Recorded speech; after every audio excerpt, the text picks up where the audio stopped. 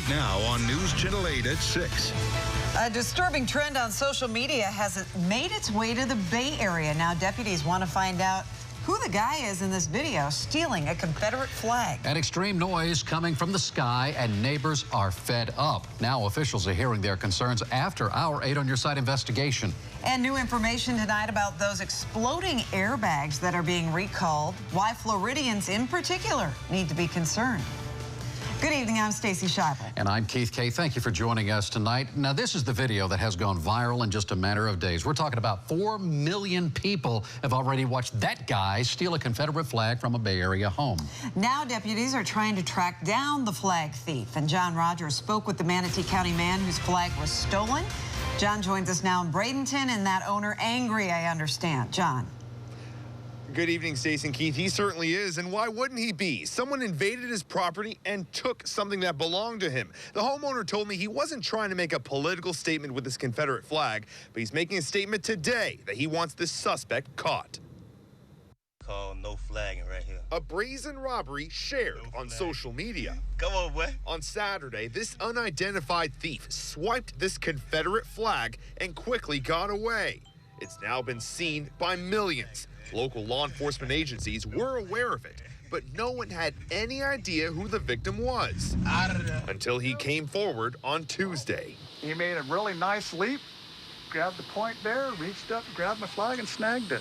Robin Aker noticed the missing flag on Sunday, but he didn't report it until a neighbor told him about the Facebook video. And when I seen it, it was like, okay, you guys are pretty ballsy to go ahead and put this on the internet. Aker wasn't trying to make a statement with his rebel flag. He said his South Carolina flag was tattered, so he put up his old Confederate flag as a replacement.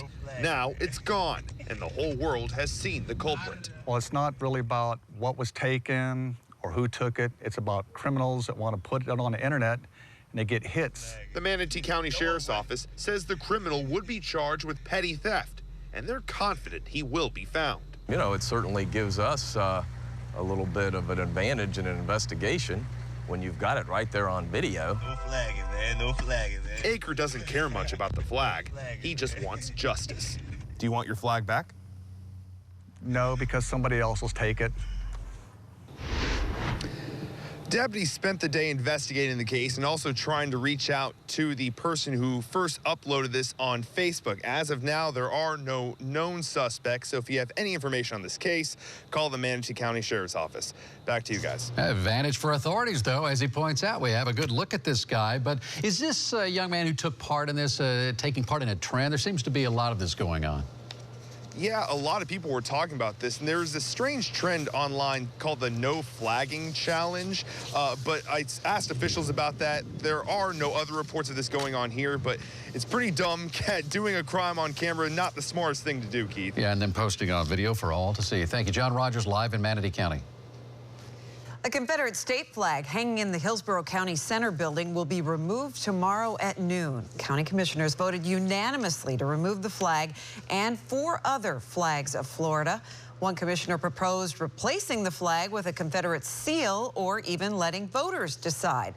Ultimately, though, all commissioners decided to take all the flags down. You can't erase history. And that's not what I'm trying to do. I'm trying to put history in its place. This flag, to me, hurts.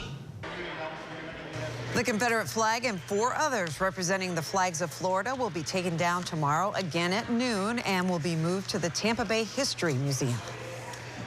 Deputies are investigating 2 armed robberies in Brandon that may just be connected. 2 gunmen went into a 7-Eleven yesterday, pointed guns at the clerk, and then got away with 2 cash drawers. And then just this morning, another robbery took place at the Circle K with 2 robbers who, again, took off with a cash drawer. If you have any information and you recognize anyone in the video, you can contact the Hillsborough County Sheriff's Office. A suspected serial church burglar is now in custody thanks to some very clear surveillance video that 8 on Your Side first showed you last night. Turns out family members recognize David Allen Wecht, and they are the ones who called the Pasco County Sheriff's Office to report him. Right now, he is charged with 1 count of burglary, but more charges could be coming. At least 9 churches in Pasco County have been hit by a thief in the past 2 weeks. An update tonight to an 8 on your side investigation. The noise task force at the St. Petersburg Clearwater Airport wanted to hear from residents today, and boy, did they get an earful. Investigative reporter Mark Douglas told us about the noise problems last night. He joins us now with details. Mark? Well, good evening, Stacy. The airport meeting room today was packed with angry and frustrated residents. They wanted airport managers to know that they're upset about planes that are leaving the airport and flying directly over their homes here in Safety Harbor and Clearwater. And they wanted the airport folks to know exactly how they feel about that. Thanks to soaring business from Allegiant Airlines, St. Pete Clearwater Airport has never been busier. But what about all the noise that comes with that success? Residents like Ronald Pond are losing patience. Well, why don't you come over to my house and listen to what I listen to? Pond is angry about loud engine run-ups on the runway. But most of the residents at this noise abatement task force meeting complained about jetliners flying over their homes in Clearwater and Safety Harbor. You know, we're down here in our houses trying to live a happy life and hopefully not have to sell and move because of airline noise. Airport managers blame broken navigational aids. They insist they're trying to hammer out technical solutions with the FAA and Allegiant so that arriving and departing flights will fly over the bay instead of homes. When can these folks expect some relief from that noise? Tomorrow, next week, next month? I wish I could give an exact time. It'd be irresponsible to do that. I can tell you that we're in constant communication with the FAA. Where are we at? Are we going to see it up and operational? Hopefully it's sooner than later. They're trying, but Ronald Pond isn't buying. I figured if I came here and at least gave my thoughts, told about my experience, that somebody might listen. But I have to tell you, Mark, I'm not overly optimistic. Now, it gets very technical, but the airport says it hopes to have these planes vectoring out here over the bay instead of homes in the very near future. But first, they have to get the FAA and Allegiant Air to sign off on all of that, and that takes time because it's quite complicated. Now, on a personal note, a lot of folks approached us today, thanked us for running this story last night, letting them know about this meeting today. They asked us to stay on it, and we're going to do just that, Stacy. They responded. All right, Mark Douglas live in Pinellas County tonight. Thank you. 8 on your side has some important information for parents tonight. A Lakeland teenager's tragic death on a South Carolina ropes course is raising concern over the safety of high adventure activities. 8 on your side has found that the Bureau of Fair Rides Inspection in Florida takes the charge for oversight of major zip line and ropes courses here.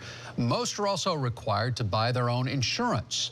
We went to a Lakeland Kids program to find out how parents can get a better grasp of the safety measures at their child's camp. Supervision, to me, would be your #1 priority, and maybe coming in for a tour to see exactly what's going on, and make sure that you are getting the least expensive summer camp. The Department of Agriculture tells us they inspect ropes courses and zip lines twice a year, but they also recommend parents ask if the place is insured and to get copies of inspection reports if they're overly concerned. 8 on your side is bringing you new information about that massive airbag recall. Coming up, what we found out about the faulty airbags that came from the Sunshine State.